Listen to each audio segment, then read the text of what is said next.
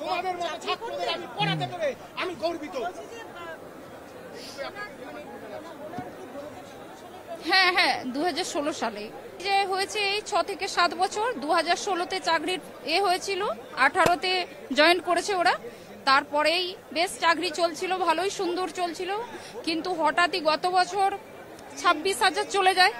সেই চিন্তা করতে করতে, ছেলে আছে আমার সদ্য এইচএস ছেলে, এবার ছেলেকে নিয়ে কি পড়াশোনা করাবে, আমায় কি করাবে, বিধ্বস্ত। বলে যদি চাকরি চলে যায় তুমি কিছু করো না, হাউস ওয়াইফ। আমি তো সেরকম কিছু করি না। এই চিন্তা করতে করতে হঠাৎই স্কুল যাবে রেডি হয়েছে, বাইক রেডি করেছে, হঠাৎ মাটিতে লুটিয়ে পড়ে। আমার ছেলে জাস্ট বায়োটেকনোলজি নিয়ে ফার্স্ট বছরের মানে কলেজে ভর্তি হয়েছে, ছেলেও বাড়িতে নেই।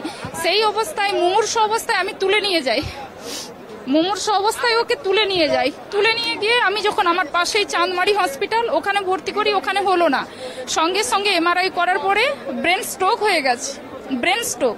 ওকে নিয়ে আমরা কলকাতা এনআরএসে ভর্তি করি। সেখান থেকে লড়াই করতে করতে মৃত অবস্থায় আজ নিয়ে এসছি। ওর প্যারালাইসিস হয়ে গেছে, মুখে কথা বলতে পারে না, ডান সাইড হাত পা পড়ে গেছে। এখন চলছে ওর পুরো মেডিসিনের খরচা, প্লাস চলছে ওর প্রত্যেকদিন ফিজিওথেরাপি।